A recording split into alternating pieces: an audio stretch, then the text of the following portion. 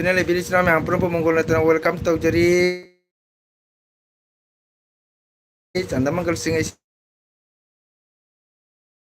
sepena kurum jadi Islam yang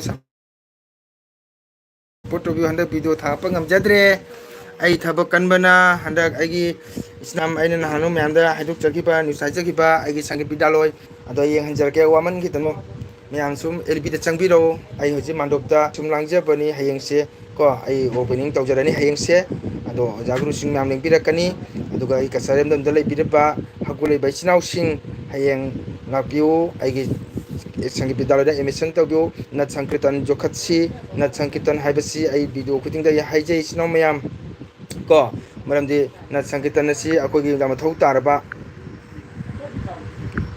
को अखोगी मथौ तारबा चंद्रबा जाद्रबा नत संकीर्तनी सीबदसु पोपदसु चंगिबा नत संकीर्तन से अखोई जोखसी सिनाउ मयाम अखोगी मैतै अखोइबु सक खंगिबसे नत संकीर्तन मैतैगी जगोई रासलीला बसंत लीला मसी पुनमसिना अखोइबु सक खंगबिबनी वलना अदुना सिनाउ मयाम अखोई नत संकीर्तन जोखसी सिनाउ मयाम मयाम संगिरो ngatang like tau view net katang nungai dengan sih ko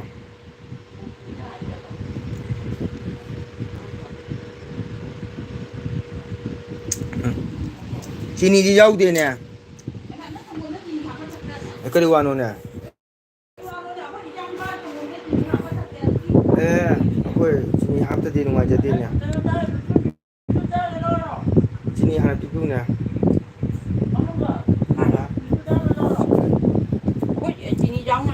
Mayang like to view. Darah dah simna. Like to view. Ay jangan jarake. Ay hay program yang kamu tu. Doang angkat view senam yang. Diskusi tu ada dah.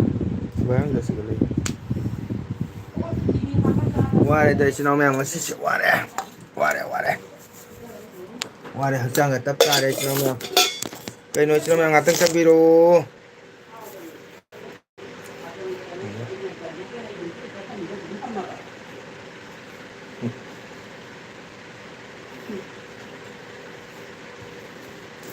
मैं अम्मी कराम नहीं तरबो चाक खोंगरी bro Sama wala. Aduh di kopi nanti he. Mata oya. Nang kakak tu aku ni bawa. Ay tharo sa tak sangai. Oi.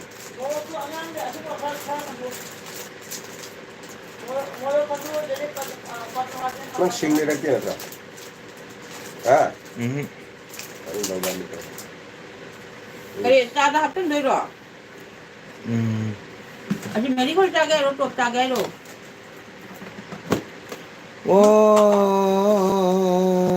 kayak bang, Kamrun, nah, hai, han kasih ho. Meri kau tak gaya ro, top tak gaya ro.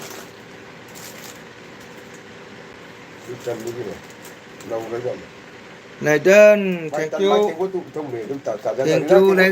like कर दीजिए, लेना जंग केबा जंग काबा net से मीगा लेते मने है जोनी बिंदो होकरे नेट जा रहे होकरे बिंदो हयेंग आई प्रोग्राम नी को अदुना आई पेंडल खन्ना खोटना लोरे हयेंग आई ना संकेतन गी से हौरने बको हयेंग से ओपनिंग तौरनी अदुना हयेंग से अदुना आई थबे ngang सूरी वादना चांगा थै सिनो बिंदो Oi, ay mapangit benar sih nanti. Jirum. Jerum. Malu. Ulam sat deh. Mah, ulam jar kali kuire udah kan. Aku ada waktu. Bye, lotari. Sana ruge. Coba sana ro. Jangan ulam jar. Asyik nak hai kah hai. Ya le. Ya. Ini sama jalan kamu. Baru sih tahu. Bukan ini tengah apa? Aku ada waktu dah. Pagi pala ulam. Hum jauh itu. Cameroon. Ang aku boleh, aku ya ngomong. कैसे हो ठीक है कहाँ से बोले हो मेरा net बराबर नहीं है नेट ठीक नहीं है Dạ ngao này xin mày đi nào bây giờ tuôn cái nét hạp cái bạ bạ đâu ca cái gì Asli mahal itu anak pun mahal. Eh, cái mẹ chúng ta này. này rồi tầm nào Apa Đâu dia? có HP nào, cái đó tôi tắc khui ra. Yung ina, ya, kapal na. Chẳng muốn đấy. Ay dia. itu deh tadi minta juga Ai lên dưới này, bukan lihat main dưới này. Am gage mahi. muli din ka ko Anak mahal tayo. Muli ako ado. Ano Na bạn thế này hề. maya bin thau chak thong bro wa mang hin cha thai thabak su da wale thau su ru gi thabak loidri mangun bena ru samang dri ali su ru bena ru samang dri Apa ba dukun ko pista ta ni na. di pot ba pon to ri bana À, oh ja ro sil pon ha maya misino ja bây giờ thôi là. ayen ayen do ba ku ha de mi Odro. we Benung sira ba sinau miam Có không ra đây rồi. ti de pala ngi Ồ. do ung sira ba sinau miam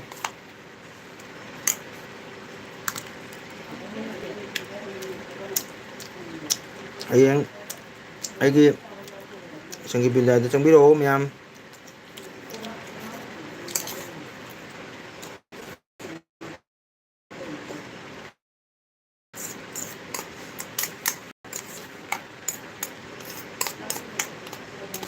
Tôi sống mà cái gì.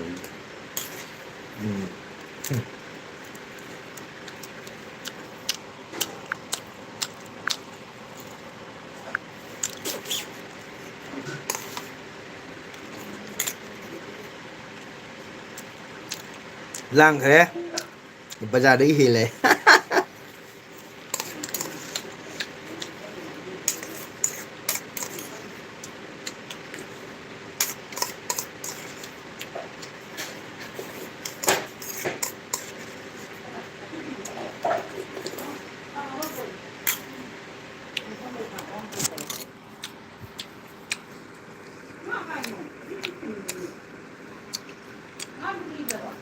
Ah, dulu nung le. कमरुन ji high बोल के चुप रही हो कुछ जवाब नहीं देती हो क्या हो गया टाइम पे आपका जवाब नहीं दिया बोल कर बुरा मत मानिए मेरे चैनल को सपोर्ट कर दीजिए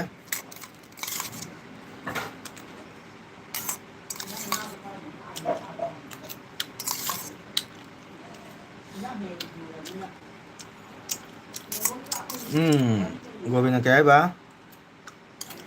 ओजा करी मठे नो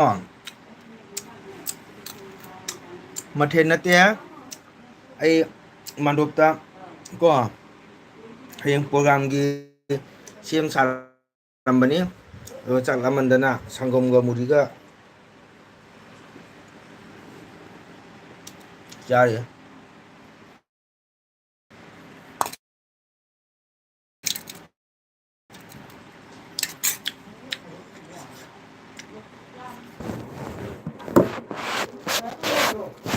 로타리 से फावरदी चंगा पिदोरी रुमिताना ओ होय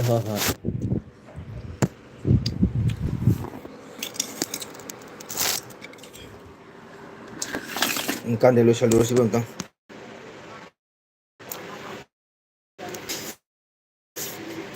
takot si wali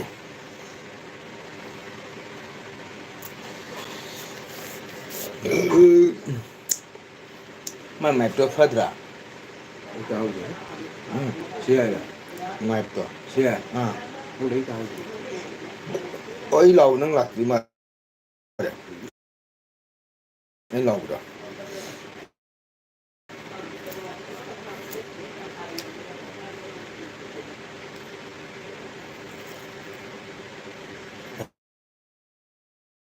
ấy có thuốc bổ trí này anh nè các sở lệnh có phụ nữ phụ thuộc ta thì phụ nữ tại số nó để ôi bagi netri anu ini 모토 좀 달래. 모토 짜나.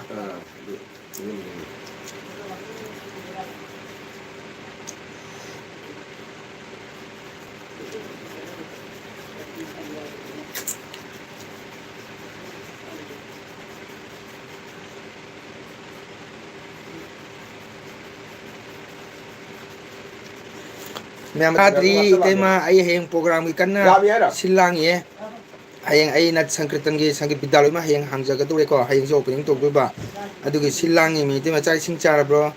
Oh my god. Yang se ai gi tema ai gi vida champe be ta thagat chari handa video ga thagat tare kano to ngam da baga da tema chai sing thong bro.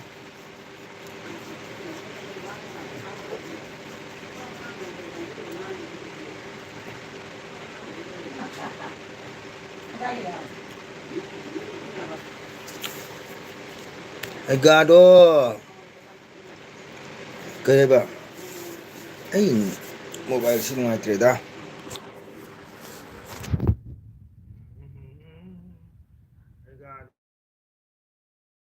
kecuri hoduro ayang moto tanado ay o bendau moto na uti gi chana nang ngau bagi ting o hay kung bi ko ngal lida kung pan khadi hele khadi thong ora ai thabak na wali do mayam ai thabak na su ge no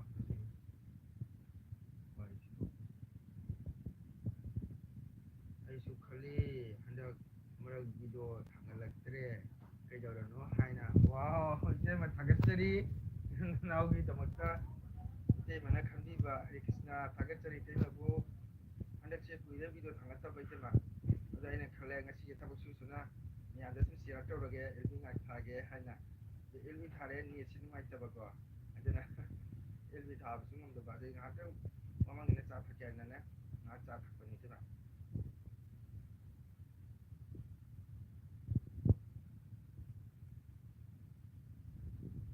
ado sinama yengsi ai mando ga tate aina khoi myam si lang du yengsi dum simple ni jana phajabadi na te ko soidana ba ina hayeng program si gi sum aina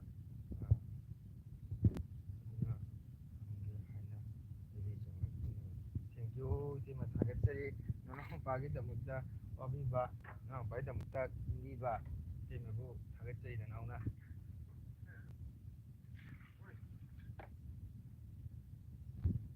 Loraba ado ai mando da chali ti ma ai mando jaure ai khan da sum mando pendel bure dum simple na khan lo ya ide mai yang biyo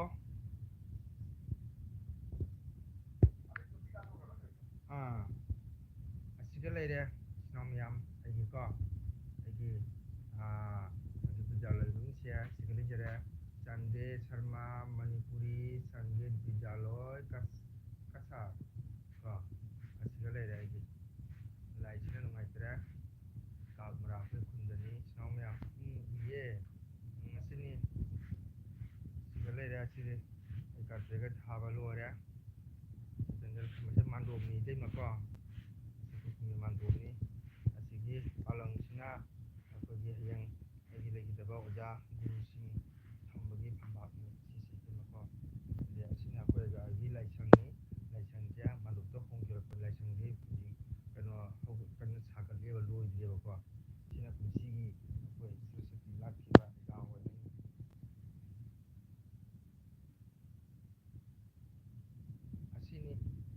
asini hayanggi program famse bendau tabro naron tadre tabiu asini hayang program gi silang se maya tema nat sankirtan gi ko koi mite gi nat sankirtan jagoi raj haji jamna important orba ko gi culture thana ba jadraba ko culture ne ba aduna ko gi mite gi nat sankirtan jagoi raj haibasi rakhal haibasi world na masak khangibani aduna nat sankirtan mite masak khanghalibani aduna ina akogi nat sankirtan se akoi kasa sida sida mami samchalak hai ta ko aduna ina hona jabani ꯄꯣꯟꯇꯦ ꯏꯇꯩꯃ ꯁꯨꯝ ꯇꯧꯅꯕ ꯍꯥꯏꯅ ꯍꯣꯠꯅꯖꯕ ꯍꯥꯏꯇꯥꯔꯦ ꯑꯁꯤ ꯅꯥꯟꯊꯣꯛꯈ꯭ꯔꯁꯤ food ꯌꯥꯔꯔꯣꯏ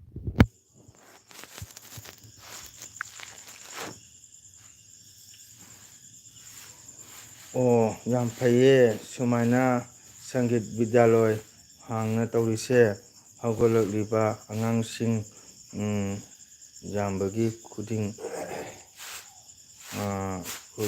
ꯈꯨꯗꯣꯡꯆꯥꯕ ꯐꯪꯒꯅꯤ ꯍꯣꯏ ꯏꯇꯩꯃ ꯑꯗꯨꯅ ꯍꯧꯖꯤꯛꯁꯦ ꯀꯔꯤ ꯍꯥꯏꯇꯥꯔꯦ ꯑꯩꯈꯣꯏꯒꯤ ꯑꯩꯁꯨ ꯉꯥꯏꯔꯦ ꯃꯤꯁꯨ ꯉꯥꯏꯔꯦ ꯑꯩꯈꯣꯏ ꯃꯩꯇꯩ ꯏꯆꯤꯟ ꯏꯅꯥꯎꯁꯤꯡꯁꯦ ꯈꯤꯇꯪ ꯊꯧ ꯁꯥꯗ꯭ꯔꯦ ꯃꯩꯇꯩꯒꯤ ꯖꯒꯣꯏ ꯈꯝꯕ ꯊꯣꯏꯕꯤꯒꯤ ꯖꯒꯣꯏ ꯄꯦꯅꯥ ꯁꯤꯁꯨ ꯃꯥꯡꯁꯜꯂꯛꯑꯦꯀꯣ ꯑꯗꯨꯅ ꯃꯤꯑꯣꯏꯕ ꯍꯥꯏꯕꯁꯤ ꯒꯣꯚꯔꯟꯃꯦꯟꯒꯤ ꯖꯣꯕꯇꯅ ꯒꯣꯚꯔꯟꯃꯦꯟ ꯖꯣꯕ ꯅꯠꯇꯦ ꯍꯦꯟꯗꯦꯠꯃꯛ ꯒꯣꯚꯔꯟꯃꯦꯟ ꯖꯣꯕ ꯐꯪꯒꯅꯤ ꯍꯥꯏꯕ ꯂꯩꯇꯦ ꯀꯣ ꯑꯗꯨꯅ ꯃꯩꯇꯩꯒꯤ ꯅꯠ ꯁꯪꯀꯤꯔꯇꯟ ꯍꯥꯏꯕꯁꯤ ꯌꯥꯝꯅ ꯃꯊꯧ ꯇꯥꯏꯌꯦꯕꯀꯣ ꯑꯩꯈꯣꯏꯅ ꯂꯥꯏꯔꯤꯛꯁꯨ ꯇꯝꯒꯅꯤ ꯏꯁꯩ ꯅꯣꯡꯃꯥꯏꯁꯨ ꯇꯝꯒꯅꯤ ꯏꯁꯥꯒꯤ ꯀꯜꯆꯔꯁꯨ ꯉꯥꯛꯅ ꯆꯠꯀꯅꯤ ꯃꯁꯤ ꯌꯥꯝꯅ ꯃꯊꯧ ꯇꯥꯏ ꯀꯣ ꯑꯗꯨꯅ ꯑꯩꯈꯣꯏꯒꯤ ꯅꯠ ꯁꯪꯀꯤꯔꯇꯟ ꯍꯥꯏꯕꯁꯤꯗꯤ ꯆꯪꯗꯕ ꯌꯥꯗ꯭ꯔꯕ ꯄꯣꯠꯁꯛ ꯑꯃꯅꯤꯀꯣ ꯁꯤꯕꯗꯁꯨ ꯄꯣꯛꯄꯗꯁꯨ ꯃꯊꯧ ꯇꯥꯔꯕ ꯅꯠ ꯁꯪꯀꯤꯔꯇꯟꯅꯤ ꯑꯗꯨꯅ ꯑꯩꯈꯣꯏ ꯃꯩꯇꯩ ꯍꯧꯒꯠꯂꯤꯕ ꯏꯅꯥꯎꯁꯤꯡ ꯊꯋꯥꯏ ꯌꯥꯎꯗ꯭ꯔꯦ ꯍꯧꯖꯤꯛꯀꯥꯟꯁꯦ ꯀꯣ ꯃꯣꯏ ꯈꯪꯗ꯭ꯔꯤ ꯑꯇꯣꯞꯄ ꯃꯤꯖꯥꯇꯤꯅ ꯍꯧꯖꯤꯛ ꯀꯌꯥꯝ ꯆꯥꯎꯈꯠꯂꯤ ꯍꯧꯖꯤꯛ ꯍꯥꯏꯅ ꯀꯥꯟꯅꯗ꯭ꯔꯦ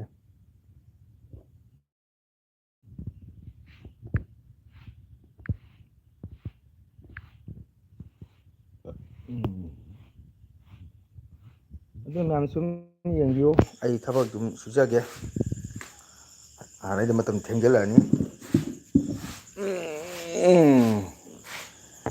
ꯇꯝꯕꯒꯤ ꯈꯨꯗꯣꯡꯆꯥꯕ ꯐꯪꯂꯗꯤ ꯑꯩꯗꯤ ꯌꯥꯝ ꯄꯥꯝꯖꯩꯌꯦ ꯊꯦꯡꯀ꯭ꯌꯨ ꯏꯇꯩꯃ ꯊꯥꯒꯠꯆꯔꯤ ꯑꯗꯨꯅꯤ ꯌꯥꯝ ꯃꯊꯧ ꯇꯥꯏꯌꯦꯕ ꯑꯩꯈꯣꯏꯒꯤ ꯅꯠ ꯁꯪꯀꯤꯔꯇꯟ ꯍꯥꯏꯕꯁꯦ ꯌꯥꯝ ꯃꯊꯧ ꯇꯥꯏꯌꯦꯕ ꯏꯇꯩꯃꯀꯣ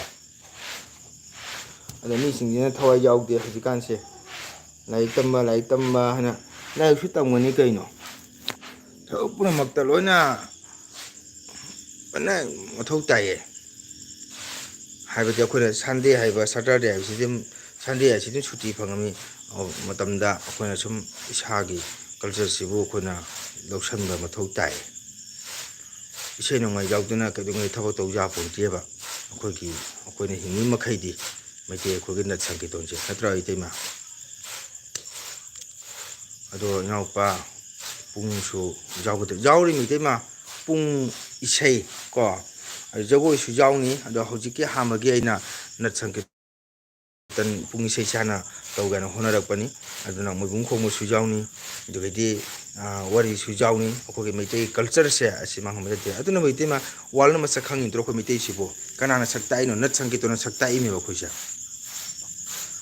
ꯑꯗꯨꯅ ꯅꯠ ꯁꯪꯀꯤꯔꯇꯟꯅ ꯑꯩꯈꯣꯏ ꯃꯩꯇꯩ ꯁꯛ ꯇꯥꯛꯏꯅꯤ ꯃꯩꯇꯩꯒꯤ ꯐꯖꯔꯕ ꯐꯤꯖꯦꯠ ꯆꯥꯛꯖꯦꯠ ꯆꯟꯗꯣꯟ ꯇꯋꯥ ꯊꯤꯟꯅ ꯐꯖꯕ ꯃꯤꯖꯥꯇꯤꯅ ꯑꯩꯈꯣꯏꯕꯨ ꯏꯖꯠ ꯇꯧꯔꯤꯕꯅꯤ ꯃꯩꯇꯩ ꯑꯩꯈꯣꯏꯁꯦ ꯃꯁꯤ ꯍꯧꯒꯠꯂꯛꯏꯕ ꯅꯍꯥꯔꯣꯟꯁꯤꯡꯁꯤꯅ ꯈꯪꯗ꯭ꯔꯦꯕ ꯀꯣ ꯋꯥꯔꯤ ꯑꯃꯅꯤ ꯑꯩ ꯂꯥꯏꯔꯤꯛ ꯌꯥꯝ ꯍꯩꯔꯅ ꯑꯩ ꯊꯕꯛ ꯐꯪꯍꯩꯗꯦ ꯍꯥꯏꯕ ꯂꯩꯇꯦ ꯐꯪꯉꯣꯏ ꯍꯥꯏꯕ ꯂꯩꯇꯦ ꯀꯣ ꯑꯗꯨꯅ ꯄꯣꯠꯇꯣ ꯀꯌꯥ ꯑꯃꯅꯤ ꯂꯥꯏꯔꯤꯛ ꯇꯝꯃꯒ ꯊꯕꯛ ꯐꯪꯍꯧꯗꯕ ꯃꯌꯥꯝ ꯑꯃ ꯂꯩꯔꯦꯕꯀꯣ ꯏꯁꯥꯒꯤ ꯕꯤꯛꯗꯥ ꯑꯣꯃꯤꯂꯣꯗꯣꯟ ꯍꯥꯏꯔꯤꯃꯦꯕ ꯑꯗꯨ ꯕꯤꯛꯗꯥ ꯍꯥꯏꯕꯁꯤ ꯃꯥꯡꯕ ꯌꯥꯗ꯭ꯔꯕ ꯄꯣꯠꯁꯛ ꯑꯃꯅꯦꯕꯀꯣ ꯑꯗꯨꯅ ꯈꯪꯗ꯭ꯔꯦ ꯏꯇꯩꯃ ꯁꯨꯅꯥꯏ ꯃꯥꯏꯀꯩꯔꯣꯝꯗꯗꯤ ꯌꯥꯝꯅ ꯊꯋꯥꯏ ꯌꯥꯎꯔꯦ ꯀꯣ ꯂꯥꯏꯔꯤꯛ ꯇꯝꯅ ꯃꯆꯥꯁꯤꯡ ꯅꯠ ꯁꯪꯀꯤꯔꯇꯟ ꯇꯝꯍꯜꯂꯦ ꯃꯃꯥ ꯃꯄꯥ ꯊꯕꯛ ꯇꯧꯕ ꯀꯥꯡꯕꯨ ꯃꯆꯥꯁꯤꯡ ꯄꯨꯔꯞ ꯄꯨꯡꯁꯦ ꯍꯦꯜꯂꯦ ꯑꯗꯣ ꯑꯩꯈꯣꯏ ꯂꯩꯈꯤꯕ ꯃꯈꯩꯁꯦ ꯈꯤꯇꯪ ꯁꯣꯟꯕ ꯍꯥꯏꯇꯥꯔꯦꯀꯣ ꯍꯣꯏ ꯐꯖꯅ ꯍꯣꯠꯅꯧ ꯍꯥꯟꯅ ꯍꯦꯟꯅ ꯇꯨꯡꯗ ꯃꯥꯏ ꯄꯥꯛꯄ ꯑꯣꯏꯌꯨ ꯍꯔꯦ ꯀ꯭ꯔꯤꯁꯅ ꯏꯇꯩꯃꯕꯨ ꯅꯅꯥꯎꯅ ꯈꯣꯏꯔꯝꯖꯩ ꯊꯥꯒꯠꯆꯔꯤ ꯏꯇꯩꯃ ꯃꯌꯥꯝꯒꯤ ꯀ꯭ꯔꯤꯄꯥꯅꯤꯀꯣ ꯃꯌꯥꯝꯒꯤ ꯕꯣꯔ ꯑꯁꯤꯔꯕꯥꯗ ꯑꯁꯤꯅꯤ ꯑꯩꯅ ꯄꯥꯝꯖꯔꯤꯁꯦ ꯑꯗꯨꯕꯨ ꯅꯅꯥꯎꯅ ꯌꯥꯝꯅ ꯊꯥꯒꯠꯆꯔꯤ ꯏꯇꯩꯃꯅ ꯅꯅꯥꯎꯕꯨ ꯊꯥꯒꯠꯄꯤꯕꯒꯤꯗꯃꯛꯇ ꯍꯥꯏꯅꯤꯡꯉꯥꯏꯇꯅ ꯏꯇꯩꯃꯁꯨ ꯃꯇꯝ ꯂꯩꯕꯒꯤꯗꯃꯛ ꯃꯪꯒꯣꯜ ꯑꯣꯏꯕꯤꯌꯨ ꯍꯥꯏꯖꯔꯤ ꯑꯩꯗꯤ ꯏꯇꯩꯃ ꯆꯦꯅꯦꯜ ꯄꯥꯏꯖꯔꯤꯁꯦ ꯀꯣ ꯍꯣꯏ ꯃꯤꯄꯨꯝ ꯄꯨꯝꯅꯃꯛ ꯂꯣꯏꯅ ꯈꯪꯉꯤ ꯆꯦꯅꯦꯜ ꯄꯥꯏꯁꯦ ꯀꯔꯤꯒꯤꯅꯣ ꯍꯥꯏꯅ ꯀꯣ ꯄꯩꯁꯥ ꯇꯥꯟꯕ ꯁꯦꯟꯗꯥꯡ ꯂꯝꯕꯤꯅꯦꯅꯁꯨ ꯂꯧꯅꯩ ꯑꯗꯨ ꯅꯅꯥꯎꯒꯤꯗꯤ ꯁꯦꯟꯗꯥꯡ ꯂꯝꯕꯤꯗꯨꯅ ꯈꯟꯖꯗꯦꯀꯣ ꯑꯗꯣ ꯑꯩꯒꯤꯗꯤ ꯁꯤꯝꯄꯜ ꯑꯣꯏꯅ ꯑꯗꯨꯝ ꯚꯤꯗꯤꯑꯣꯁꯦ ꯆꯦꯅꯦꯜꯁꯦ ꯄꯥꯏꯖꯕꯅꯤ ꯃꯔꯝꯗꯤ ꯇꯨꯡꯗ ꯍꯧꯒꯠꯂꯛꯏꯕ ꯏꯆꯤꯟ ꯏꯅꯥꯎꯁꯤꯡ ꯑꯉꯥꯡꯁꯤꯡꯅ ꯈꯪꯍꯧꯅꯕ ꯀꯣ ꯍꯥꯏꯕꯒꯤꯗꯃꯛꯇ ꯑꯩꯅ ꯃꯩꯇꯩ ꯀꯜꯆꯔꯁꯦ ꯈꯔ ꯑꯩꯅ ꯆꯦꯅꯦꯜꯗ ꯁꯤꯌꯥꯔ ꯇꯧꯕꯅꯤ ꯑꯗꯨ ꯃꯇꯨꯡꯗ ꯑꯇꯣꯞꯄ ꯀꯌꯥ ꯑꯃꯁꯨ ꯁꯨꯝ ꯊꯝꯃꯤ ꯑꯩꯅ ꯃꯩꯇꯩꯒꯤ ꯂꯥꯛꯄ ꯄꯔꯕ ꯈꯨꯗꯤꯡꯒꯤ ꯑꯩꯈꯣꯏꯒꯤ ꯂꯥꯛꯏꯕ ꯁꯖꯤꯕꯨ ꯇꯔꯄꯣꯟ ꯈꯪꯗꯦ ꯄꯨꯖꯥ ꯈꯪꯗꯦ ꯃꯁꯤꯒꯤ ꯃꯔꯝꯗꯁꯨ ꯑꯩꯅ ꯁꯨꯝ ꯈꯔ ꯈꯔ ꯁꯤꯌꯥꯔ ꯇꯧꯖꯩ ꯍꯧꯔꯛꯂꯤꯕ ꯑꯉꯥꯡꯁꯤꯡꯁꯤꯅ ꯈꯪꯍꯧꯅꯕ ꯍꯩꯍꯧꯅꯕ ꯑꯩꯈꯣꯏ ꯃꯩꯇꯩꯒꯤ ꯀꯜꯆꯔꯁꯦ ꯑꯁꯤ ꯑꯣꯏꯕꯣꯔꯦ ꯑꯩꯈꯣꯏꯒꯤ ꯅꯤꯌꯣꯝꯁꯦ ꯑꯁꯤ ꯑꯣꯏꯕꯣꯔꯦ ꯍꯥꯏꯅ ꯈꯪꯅꯕꯒꯤꯗꯃꯛꯇ ꯑꯩꯅ ꯁꯨꯝ ꯁꯤꯌꯥꯔ ꯇꯧꯖꯕ ꯍꯥꯏꯇꯥꯔꯦ ꯏꯇꯩꯃ ꯑꯗꯨꯅ ꯑꯩꯒꯤ ꯚꯤꯗꯤꯑꯣꯗꯤ ꯁꯨꯝ ꯊꯥꯡꯒꯠꯂꯤꯕ ꯍꯥꯏꯗꯨꯅꯤꯗ ꯃꯤꯒ ꯃꯥꯟꯅ ꯄꯣꯟꯇꯦ ꯏꯇꯩꯃ ꯑꯩꯈꯣꯏ ꯁꯣꯝꯅꯥꯏꯗꯗꯤ ꯌꯥꯝ ꯊꯋꯥꯏ ꯌꯥꯎꯋꯦ ꯌꯥꯎꯋꯦ ꯏꯇꯩꯃ ꯑꯗꯨꯅ ꯑꯩꯈꯣꯏ ꯁꯣꯝꯗꯗꯤ ꯊꯋꯥꯏ ꯌꯥꯎꯕꯁꯤ ꯈꯔ ꯋꯥꯠꯂꯦ ꯁꯤꯅꯤ ꯀꯔꯤ ꯍꯥꯏꯅꯤ ꯏꯇꯩꯃ ꯃꯥꯒꯤ ꯑꯄꯥꯝꯕ ꯕꯨ ꯒꯥꯏꯗꯣ ꯕꯨꯅꯤ ꯑꯗꯨꯅꯤ ꯏꯆꯤꯟ ꯏꯅꯥꯎ ꯃꯌꯥꯝ ꯁꯨꯝ ꯃꯤꯠꯌꯦꯡ ꯇꯥꯃꯤꯟꯅꯁꯤ ꯌꯦꯡꯃꯤꯟꯅꯁꯤ ꯑꯩꯁꯨ ꯊꯕꯛꯇꯨꯅ ꯄꯤꯖꯟꯒꯦ ꯃꯇꯝꯁꯨ ꯀꯩꯅꯣ ꯇꯧꯔꯦ ꯏꯇꯩꯃꯁꯨ ꯆꯥꯛ ꯏꯁꯤꯡ ꯊꯣꯡꯕ ꯃꯇꯝ ꯌꯧꯔꯅꯤ ꯑꯗꯣ ꯏꯆꯤꯟ ꯏꯅꯥꯎ ꯃꯌꯥꯝ ꯑꯩ ꯀꯣꯃꯦꯟ ꯄꯥꯗꯦ ꯍꯥꯏꯅ ꯋꯥꯔꯧꯕꯤꯒꯅꯨ ꯁꯨꯝ ꯌꯦꯡꯃꯤꯟꯅꯁꯤꯀꯣ ꯍꯌꯦꯡꯅꯤ ꯄ꯭ꯔꯣꯒ꯭ꯔꯥꯝꯁꯦ ꯃꯇꯝꯗꯤ ꯄꯨꯡ 9:30 ꯇꯥꯁꯜꯂꯛꯀꯗꯧꯔꯦ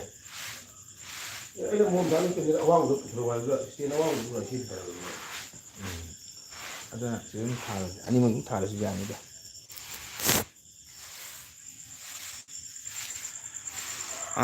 ꯑꯩꯒꯤꯁꯨ ꯏꯆꯥ ꯅꯨꯄꯥꯁꯦ ꯄꯨꯡ ꯇꯝꯍꯟꯒꯦ ꯈꯜꯂꯤꯅꯤ ꯍꯧꯖꯤꯛꯀꯤꯗꯤ ꯊꯥꯞꯂ ꯑꯣꯏꯅ ꯊꯝꯃꯤ ꯇꯞꯂꯥ ꯑꯣꯏꯅ ꯇꯝꯃꯤ ꯌꯥꯝ ꯐꯩ ꯏꯇꯩꯃ ꯍꯣꯏ ꯇꯧꯔꯦ ꯍꯣꯏ ꯏꯇꯩꯃ ꯑꯩꯁꯨ ꯉꯥꯛꯇꯪ ꯊꯕꯛ ꯁꯨꯒꯦ ꯑꯗꯣ ꯃꯇꯝ ꯃꯥꯡꯍꯟꯗꯣꯏ ꯁꯔꯨꯛꯄꯨꯗꯤ ꯁꯨꯝꯅꯦ ꯑꯩꯅ ꯑꯦꯜꯕꯤꯁꯦ ꯊꯥꯒꯦ ꯃꯌꯥꯝꯁꯨ ꯈꯪꯅꯕ ꯎꯅꯕ ꯍꯥꯏꯅ ꯁꯨꯝ ꯑꯩꯅ ꯑꯦꯜꯕꯤ ꯊꯥꯔꯤꯅꯤ ꯏꯇꯩꯃ ꯑꯠꯆꯥ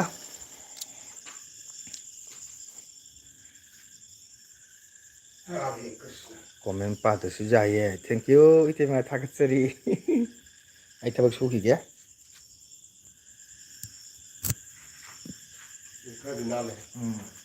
ꯑꯁꯤꯒ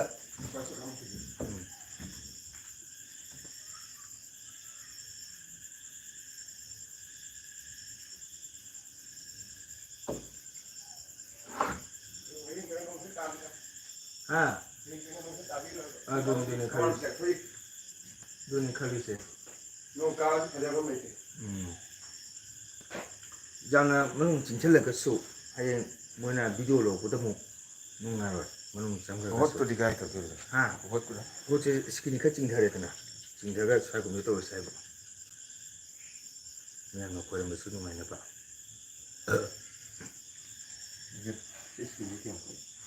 ꯁꯤꯗ ꯂꯩꯔꯦ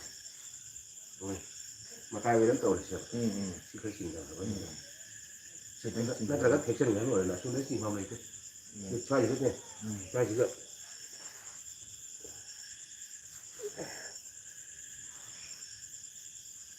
ꯑꯩꯒꯤ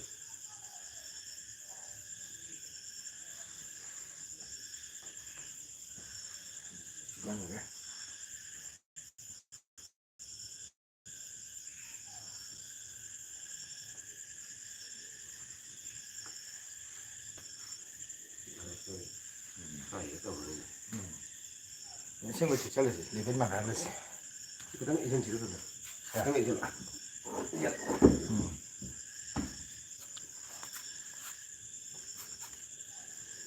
ꯍꯌꯦꯡꯗꯤ ꯚꯤꯗꯤꯑꯣ ꯐꯖꯅ ꯂꯣꯏꯔꯒ ꯊꯥꯡꯒꯠꯂꯛꯎꯀꯣ ꯍꯣꯏ ꯏꯇꯩꯃ ꯅꯅꯥꯎ ꯉꯝꯅꯕ ꯍꯣꯠꯅꯖꯒꯦ ꯉꯝꯅꯕ ꯍꯣꯠꯅꯖꯒꯦ ꯏꯇꯩꯃ ꯑꯗꯨꯗ ꯑꯣꯏ ꯌꯥꯔꯦꯕ ꯌꯥꯔꯦꯅ ꯁꯤ ꯑꯣꯏꯗꯤ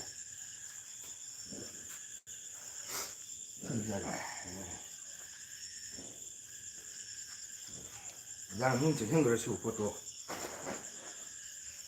ꯌꯦꯡꯕꯗ ꯅꯨꯡꯉꯥꯏꯔꯣꯏꯗꯣꯏꯕ ꯑꯩꯗꯤ ꯚꯤꯗꯤꯑꯣ ꯀꯦꯃꯦꯔꯥ ꯔꯥꯎꯟ ꯆꯠꯂꯛꯀꯅꯤ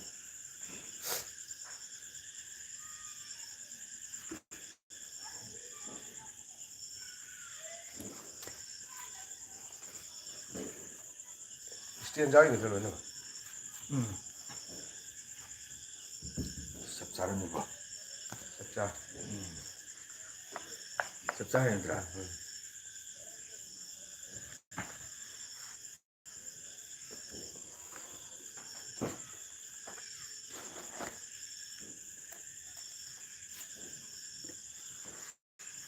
ꯏꯁꯇꯦꯟ ꯖꯥꯔꯤ ꯌꯥꯎꯔꯤ ꯁꯤꯗꯤ ꯏꯁꯇꯦꯟ ꯌꯥꯎꯔꯝꯗꯦ ꯏꯁꯇꯦꯟ ꯖꯥꯔꯤꯗꯤ ꯆꯩ ꯑꯃꯅ ꯍꯥꯞꯇꯥꯕ ꯁꯤ ꯆꯩ ꯑꯃ ꯍꯥꯞꯇꯥꯔꯦ ꯊꯥꯡ ꯄꯣꯔꯛꯑꯣ ꯄꯟꯅꯕꯗꯤ ꯌꯥꯎꯕ꯭ꯔꯥ ꯌꯥꯎꯔꯤ ꯄꯟꯅꯕ ꯌꯥꯎꯕꯅꯤ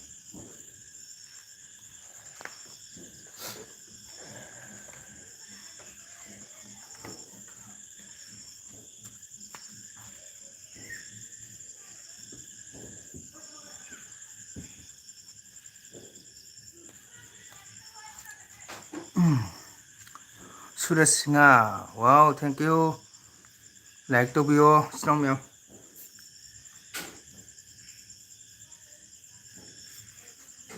ꯑꯣ ꯏꯁꯇꯦꯟ ꯆꯍꯤ 2 ꯃꯊꯛ ꯇꯥꯗꯣꯔꯤ ꯆꯍꯤ 3 ꯆꯍꯤ 4 ꯃꯔꯤ ꯎꯝ ꯌꯥꯝꯈꯠꯂꯨ ꯑꯣꯖꯥ ꯀꯩꯗ ꯀꯥꯏꯗꯅꯣ ꯍꯌꯦꯡ ꯑꯩꯒꯤ ꯑꯦꯀꯥꯗꯃꯤꯗꯣ ꯍꯧꯗ꯭ꯔꯣꯃꯤꯌꯦ ꯁꯨꯔꯖ ꯅꯍꯥꯟ ꯍꯥꯏꯗꯨꯗꯤ ꯆꯞ ꯃꯥꯟꯅꯩ ꯎꯝ ꯆꯩꯒ ꯃꯥꯞ ꯂꯧꯒꯦ ꯃꯈꯣꯡ ꯈꯔ ꯆꯠꯊꯣꯛꯄ ꯌꯥꯔꯣꯏ ꯌꯥꯝ ꯆꯨꯝꯃꯁꯨ ꯌꯥꯔꯣꯏ ꯁꯔꯒꯨꯝ ꯂꯩꯁꯦꯕ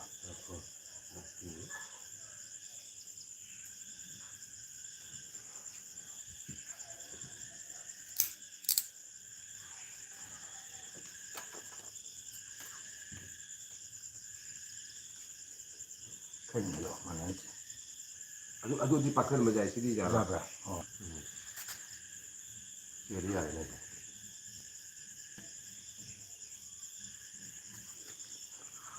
ꯍꯧꯔꯣ ꯍꯧꯔꯣ ꯍꯣꯏ ꯑꯗꯣ ꯃꯌꯥꯝ ꯀꯣꯃꯦꯟ ꯋꯥꯔꯧꯕꯤꯅꯨ ꯁꯨꯝ ꯀꯣꯃꯦꯟ ꯊꯝꯕꯤꯌꯨ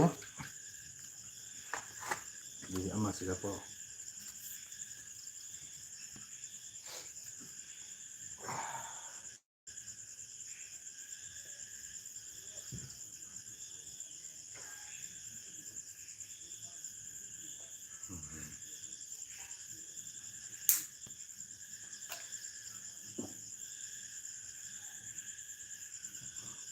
ꯒꯨꯔꯨꯁꯤꯅ ꯃꯌꯥꯏ ꯊꯝ ꯍꯣꯏ ꯊꯝꯁꯦꯕ ꯌꯦꯡꯁꯦꯕ ꯁꯥꯡꯕ꯭ꯔꯥ ꯈꯤꯇꯪ ꯁꯥꯡꯉꯤ ꯑꯣ ꯌꯥꯔꯦ ꯌꯥꯔꯦ ꯌꯥꯔꯕ ꯁꯤ ꯂꯥꯛꯈꯤꯗꯣꯔꯤ ꯑꯅꯤ ꯂꯧꯊꯣꯛ ꯇꯥꯏ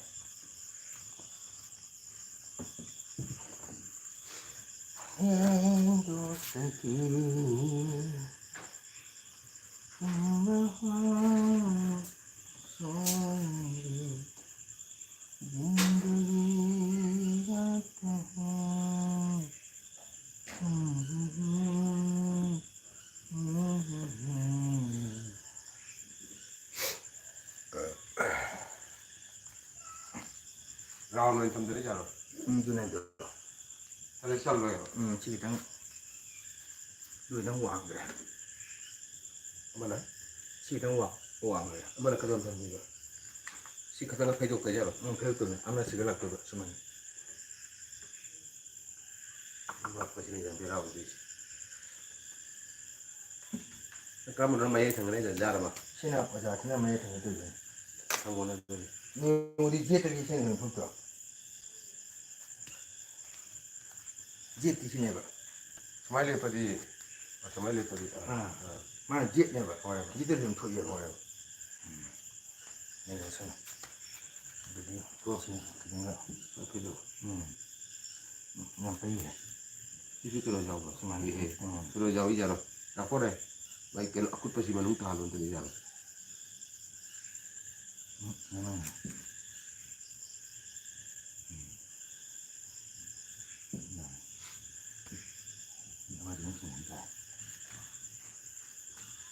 ꯁꯤ ꯐꯩꯗꯃꯤꯅ ꯅꯪ ꯀꯥꯗ ꯌꯥꯔꯔꯣꯏ ꯀꯥꯁꯅꯨ ꯀꯥꯏꯗꯦ ꯀꯥꯁꯨ ꯀꯥꯏꯗ ꯂꯩꯇ꯭ꯔꯦ ꯂꯥꯛꯄꯗꯅꯦ ꯃꯥꯃꯣ ꯈꯨꯔꯨꯝꯖꯔꯤ ꯑꯩ ꯔꯥꯅꯤꯄꯨꯔ ꯚꯤꯝꯒꯤ ꯃꯆꯥꯅꯤ ꯋꯥ ꯃꯥꯃꯣ ꯍꯌꯦꯡ ꯄ꯭ꯔꯣꯒ꯭ꯔꯥꯝꯒꯤꯅꯦ ꯀꯟꯅ ꯊꯕꯛ ꯁꯨꯔꯤꯀꯣ ꯑꯗꯣ ꯀꯣꯃꯦꯟ ꯄꯥꯗꯅ ꯁꯥꯎꯅꯅꯨ ꯑꯗꯣ ꯁꯨꯝ ꯀꯣꯃꯦꯟ ꯇꯧꯔꯛꯎꯀꯣ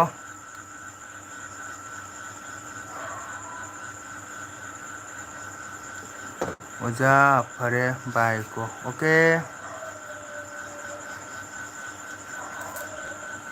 ꯅꯪꯁꯨ ꯖꯒꯣꯏ ꯇꯝꯗꯣꯏꯃꯤꯀꯣ ꯖꯒꯣꯏꯒꯤꯗꯣ ꯀꯣꯟꯅ ꯁꯨꯝ ꯍꯥꯏꯔꯛꯀꯦ ꯃꯥꯃꯣꯅꯀꯣ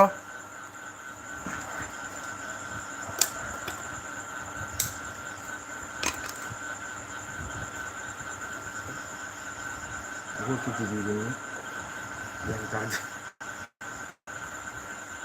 아이고 이거는 미안해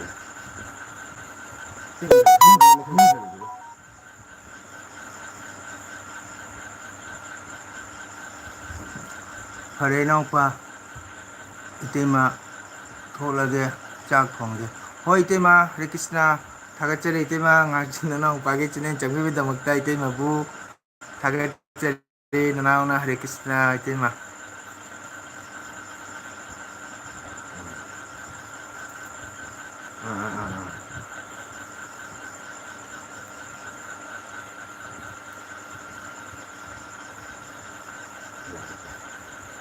Jadi kada जा रहा है मान लिया सही राउंड चुम्बन लचत तमीने ले jadi kada जा रहा है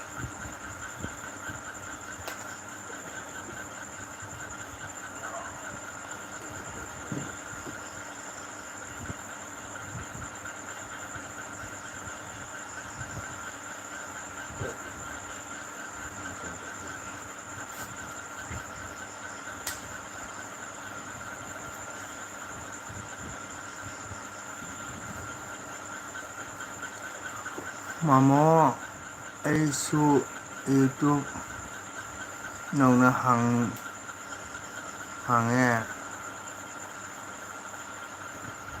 Nauna Handak Hangjapani Subscribe Khara Tobilo Para Torokit Mamo Toroke the Mamogine Channel do Nang like Toro Aduga subscribe Toroko Aduga Mamo Halake Nang comment Haramu Dudi Mamona Kangan Idnako Mamoy channel do Nang Kangina Sha Mongol Natane Aduga Nang comment Haramu Aduga Sub Torabani Hana comment Haramu de Mamomu support okay Ado is now Maya Kaba is me Sana Haiba Sanagi channel su Mama support of you Nong channel Pajabani Ado Agi Mungsigi Mama support of you Akoi Mate now Luna Amagi Matiang Luna Tong Siko Snowman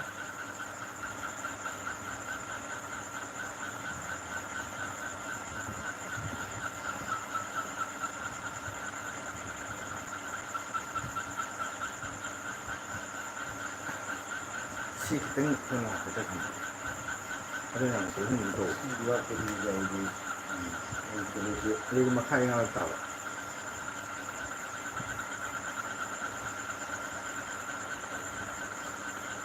Ini kagak kena induk sudah juga. Aslinya jari sebenarnya jaru dia masih gini tuh. Sebenarnya kiri sih. Sebenarnya jaru itu juga. Tapi sih bukan. Ada ketemu pun jelas juga. Pun ada jaru itu juga.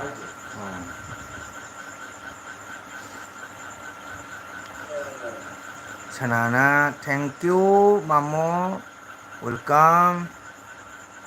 Sana, thank you. Itu na channel ma'am. Koi sanagi channel su, ma'am support of you ko.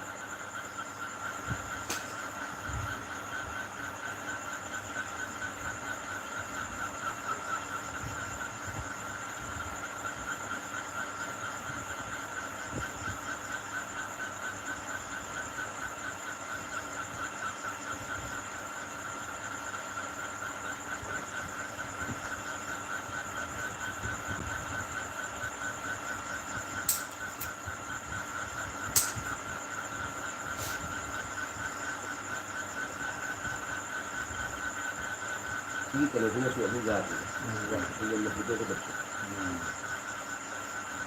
Saya ambil. Nah, beli jarak. Tapi kalau sudah beli apa aja itu. Ini di sana juga kan. Sungai sana juga. Sangat baik. Ini simu benar. Kau asmanya saya ingat kita kerja di Pak. Iya. Apa sih baru enggak udah deh. Aku sudah si happy cuma hafta gitu. Ya, pojok tuh lagi kasih kayak. Biasa. Biasa. Terus kita jalan beda gitu. Kalau kita di situ pada gerakan. Perlu lagi tuh.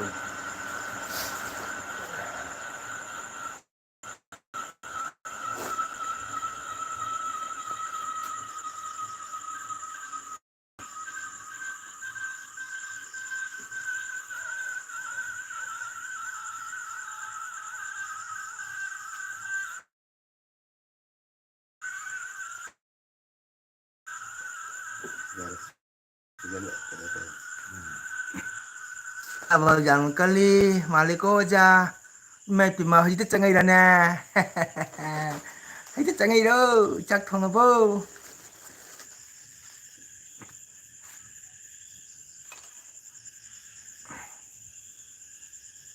ꯁꯤ ꯐꯖꯅꯒ Yang ngak leu ko aina sajari si jeng halake.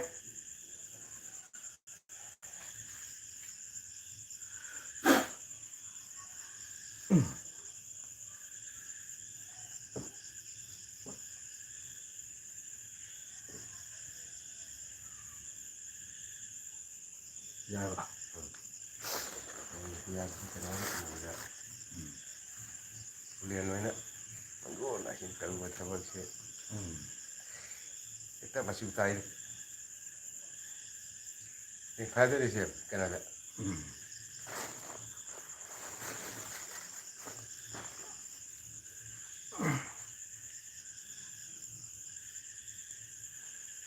Jangan sih. ꯌꯥꯔꯦ ꯌꯥꯔꯦ ꯎꯏꯅꯦ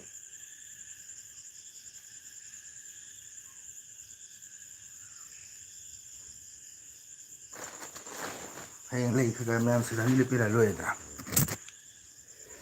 Do chino mayam. Haji jeng asi.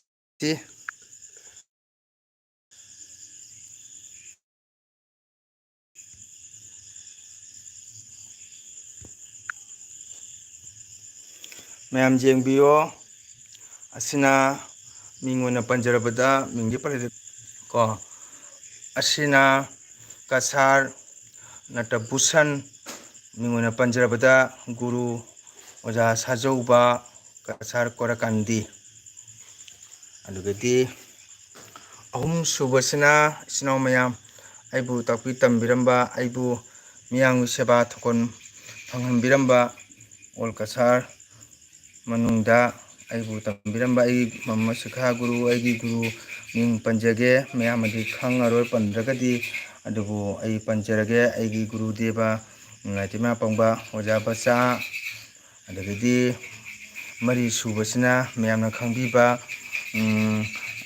kasar siba konthol kagi mingona panjabada oja thamangau ko asina isnaw mayam khangbibi mayek tikitang sengde sai light mangan sina pujamin light ka onsanabasina ko asina kasargi mingona panjarabada aigi guru oja heiton kasar kamaranga ko asini isnaw mayam hoi chitra mayek se kitang sengde light ka mamang onsanagi ko asi yengu asina kasargi oja thamangu makha thamsi makhada asina ranipugi akhogi oja bacha asise asina kasar korakandigi oja sajauba asina mamangai thaina akhodi khangji hogdre mayek kitang sengbatre ko paunam oja radhamon asini kasargi ko asini aina hojik phambakta oja singje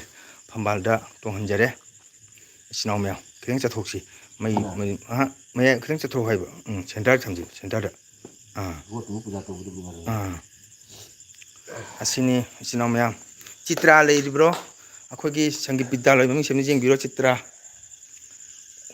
ubra light mangan se kitang ni kan tawre ko light mangan sina ko urba chande sharma manipuri sangeet bidyaloy kasar asini ko isinaw mayam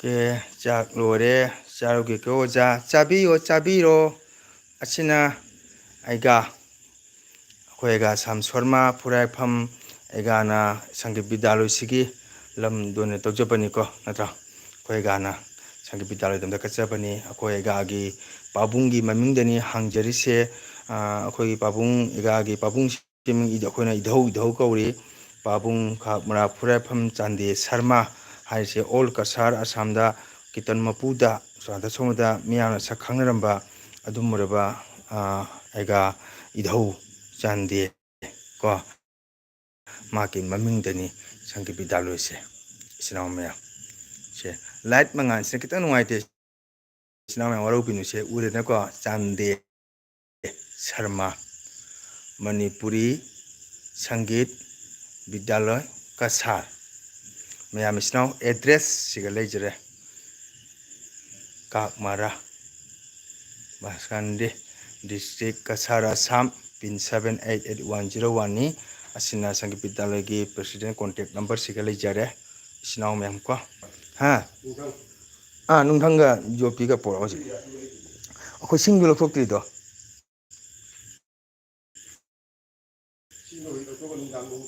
लौथो सिगा थरमजे हारिबा hay nungalesuna putoga skin khajalaba chak lore chak chabiru mayam adoina thabak su suna ngatang sum mayam da sira to bone ko ai video thanga tabak kuire ai dana sina mayam thabak mung surok pai se sina mayam khara di wai ko ado ahlamana haine wadana di mahi jan phangde haidana ado awa bai thijadre ko simtang notik awa cheptang ti kan tok jega na mapung phaga ngambara हाँ अदु सेमसिनो जों check तौरगा दं सेमसि सिंगि लौथोदिया skin जे पुरा लुसलमगे तो हाय आयु मु तुंगगा हगोतदि दसा तारे जादु ngसिदि ngन्ना हगोत यादे हायंदि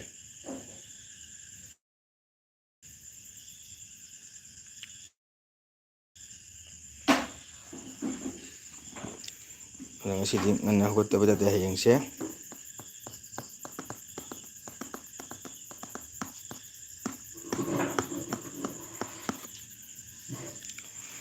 hayang di ngana ko tawe de lai te ma pang ba sinaw ma'am thabak se wali sinaw ma'am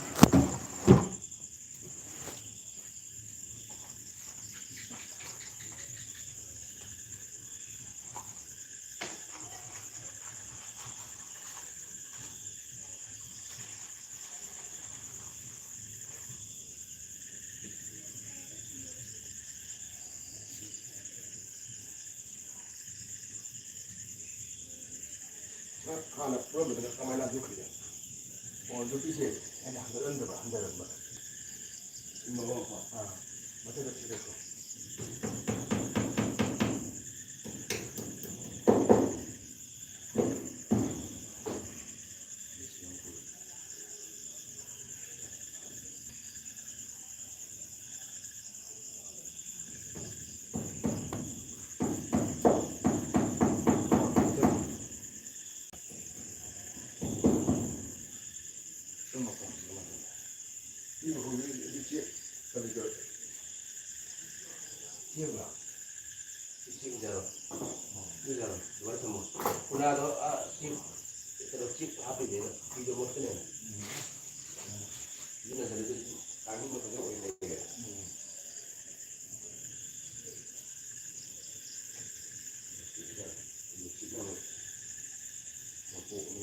손 보세요. 좀 들어 이거.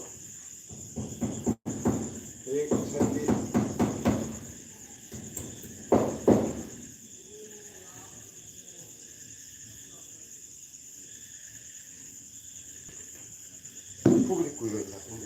아, 이거 끼고 이제.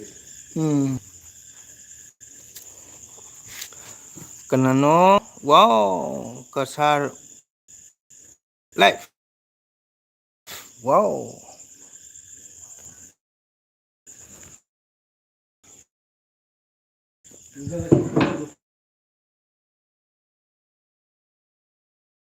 Udah ba hayang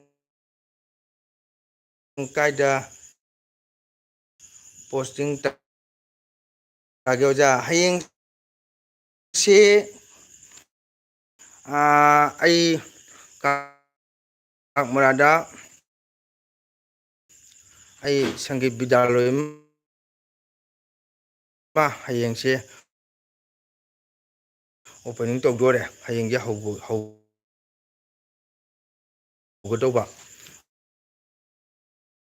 aduna ai suri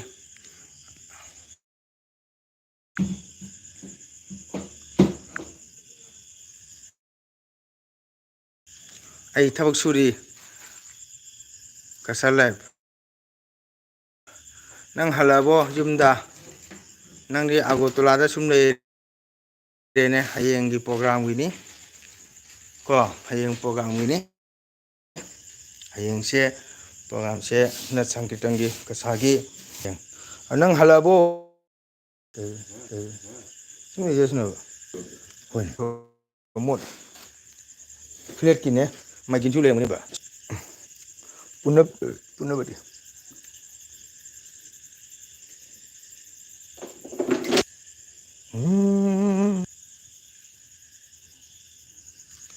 best of luck thank you okay horo hay net ngai tiêu ja ai gi di net o la da putro tang la chap tu mi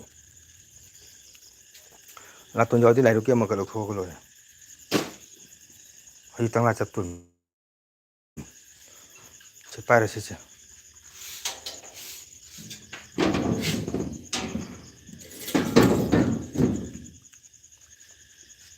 现在唱很假个这啊对面是累的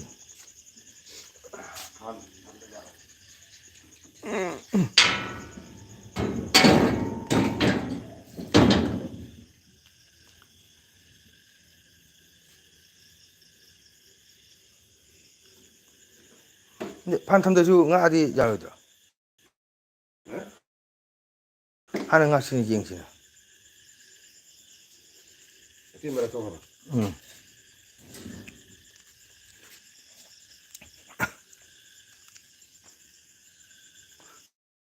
좀 좀 nga시미 저희가 아세요. 아 누가 아마 패절을 셈 예, 좀 배동이 야래. 예 시험 반대 방송 되게 세 이제 예 지금 이제 시작해 이제 그냥 누구 우리 때 생각나더니. 어떤애도 우리 때는 또 했는데. 시험 봐 세라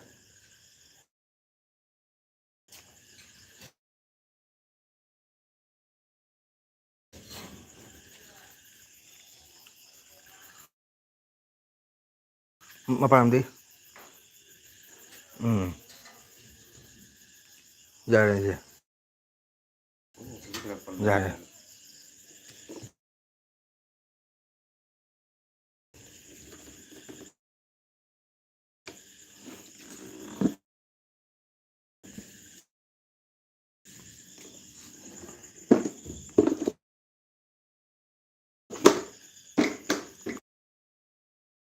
jalan 짱구해 보겠죠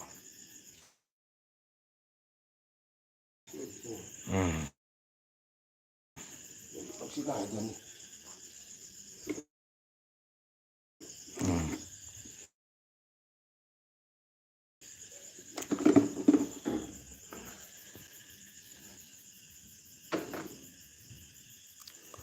어제 뭐 피지에 또입니다 시토리 같은 거 해도 이잖아요 플래기 토리 띵합니다 이거 해봐 근데 아직 아주 레이십니다 아직 시제라가네 피제라가 아루가 이제 또 라이드 중국으로 선네. 중국은 시험하시네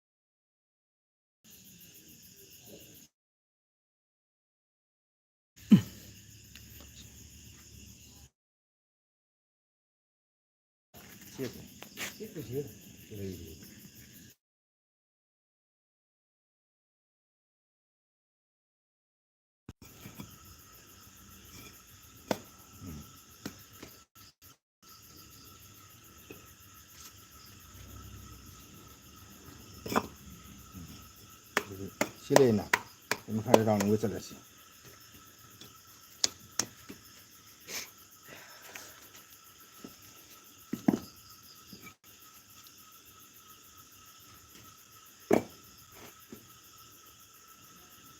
어제 빠이라고. 응. 빠이 말이야. 어때? 가지가 빠이가 잘 되지.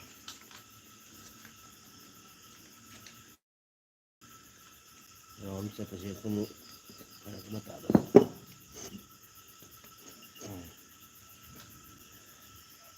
Mati lagi. Oh, jangan. Ini ada. Siapa? Siapa?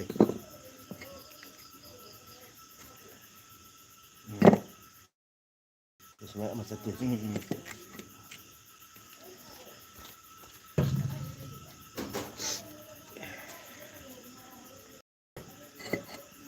Nè ngoài ngoài tí giờ hỏi hỏi nên ngoài đó.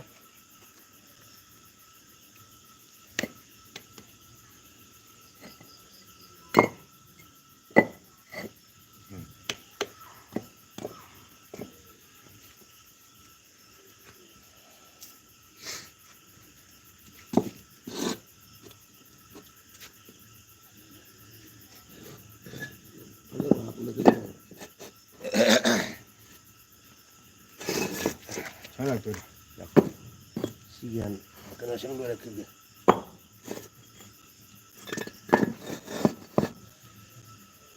Siapa pun mengganggu.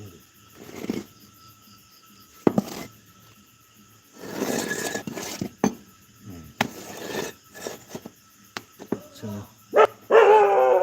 Oh. kita কাকু বাজে ফলাইছে তো দারোয়া ফলাইছে আর কই গাড়ি আইতো এখন এখন আইতো না গাড়ি নষ্ট হয়ে গেছে কিটা নষ্ট হয়েছে? কালকে একটা ফলাইছে আজকে একটা ফলাইছে আচ্ছা ঠিক আছে তোমার তো মাল না হ্যাঁ মালগো তোমার ও মোট তো মন্দিরে দিত তো তোমার রাস্তা দিকে তো কিছু তোলা পড়ছে তো রাস্তা দিকে কেনে ফেলাইছে অত সুন্দর জায়গা অত বড় মানে না দিয়া কেমন পড়ে গেছে রাস্তা ভাই না বেশি না পুরা কালকে বালু এই তো প্রোগ্রাম আছে রাস্তা মাঝে ফেলাই দিলে তো পুরা সাইড করতে লাগবো কোন তুমি রাস্তা যে পড়ছে? মাঝে মাঝে দলা আছে না নি ছড়িয়ে গড়িয়ে আই কোন দিকে? তো রাস্তা নেই এ রাস্তা পড়ে এখন কে বার করবো এটা? পুরা সাইড করতে লাগবো কেমন করবো? কেউ আয় বেশি না অত বড় জায়গা গো মাঝে কিলা রাস্তা দিকে ফেলাই দিয়েছে তো মানুষও গেছে কালকে প্রোগ্রাম আছে।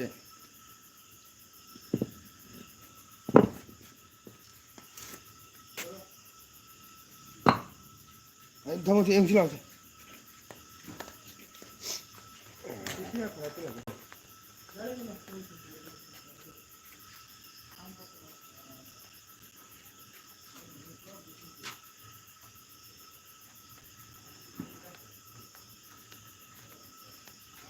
Tabak mo happy dah.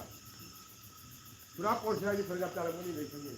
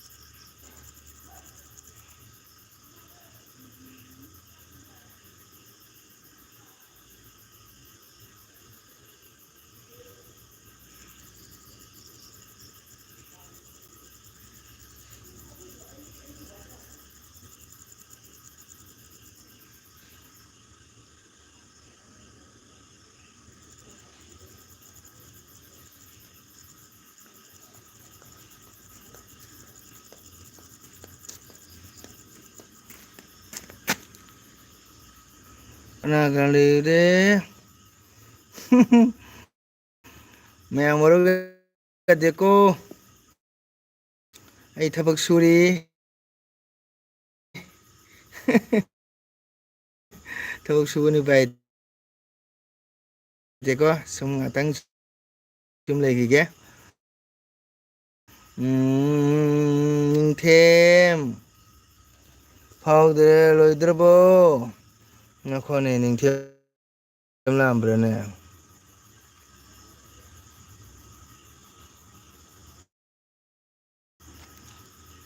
Bendolena saunuko ay tabak suri donani.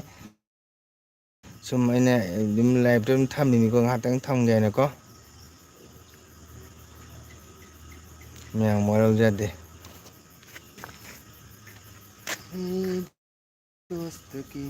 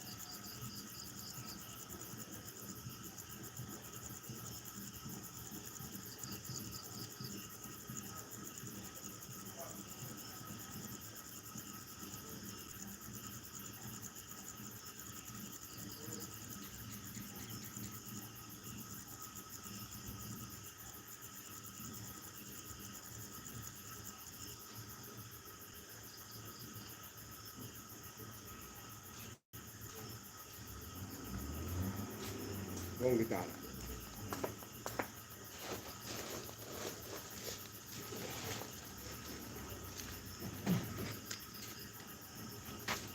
ꯁꯤ ꯍꯥꯞꯆꯜꯂꯒꯅꯦ ꯌꯦꯡꯉꯣꯏ ꯈꯔ ꯍꯥꯞꯆꯜꯂꯕ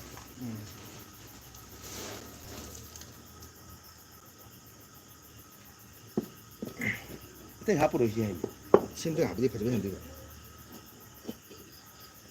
ꯊꯥꯛꯁꯤꯝꯇꯪ ꯍꯥꯞꯄꯗꯤ ꯌꯦꯡꯕꯗ ꯐꯖꯕ ꯍꯦꯟꯗꯣꯏꯕ ꯌꯥꯔꯦ ꯈꯔ ꯃꯥꯟꯅꯗꯗꯤ ꯐꯖꯗꯦꯕ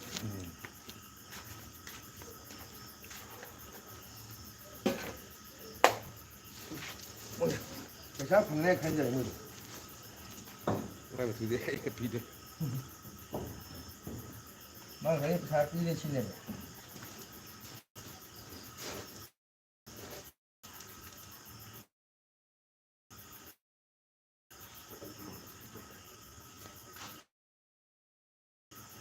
हरे Krishna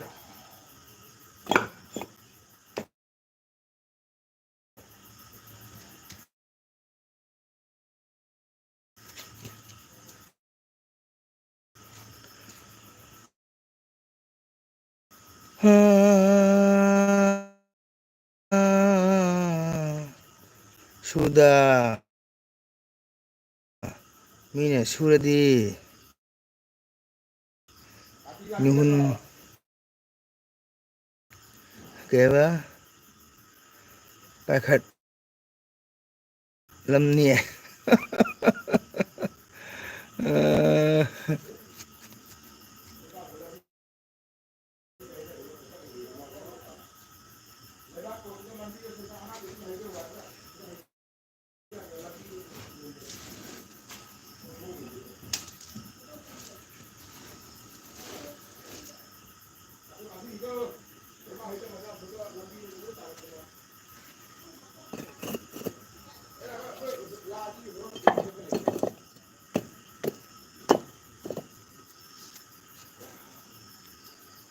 Diver di diver ni jana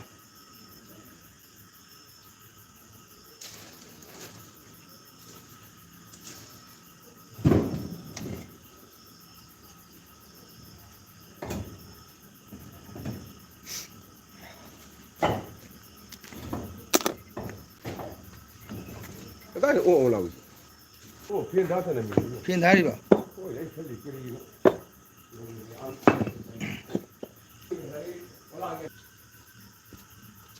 Hay đây cái này. Hapedra. Nung cúp tổ rồi. Lúc xí nung rồi đi mới ra là bây giờ.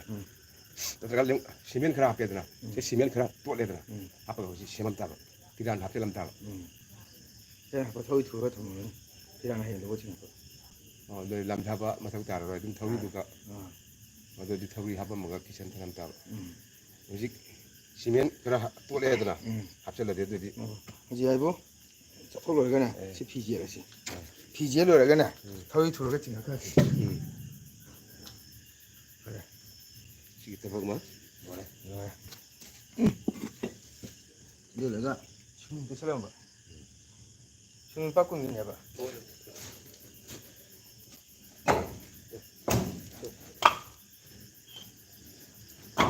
소망을 넣어야 된다.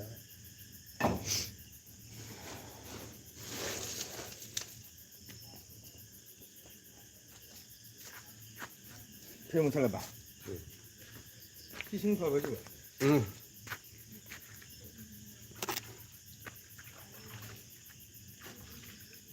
그래 또 하지 하래. 누가 마 하나 볼까네. 거기 그런데 이제 매야 죽었다. 텍싱 갔다. 그래 한 씩 하려니. 아들 내가 부자 하오려니. 부자 하오려가. 시간을 뒤로 간 게. 그냥. 레이디 그냥 장난. 해 안강 그 바로. 레이디도 그냥 됐나 봐. 레이디도 그냥 장난. 많이. 그래 봐. 신호모야. 뭐라고 해야 될까?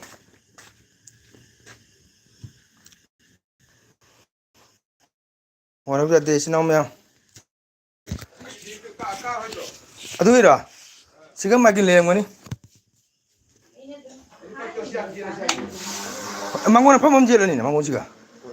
아무나 그 자 자는네. 좀 지를 셔봐. 아. 자네. 나만 이동 부터. 아이고 좋아. 빨리 가게 너. 아 그래 또 그래 또 이제 거기. 아 진짜 ngang 말이야. 그래 이제 거기. 와 이제 거기. anh thấy mình nó uống nghe nè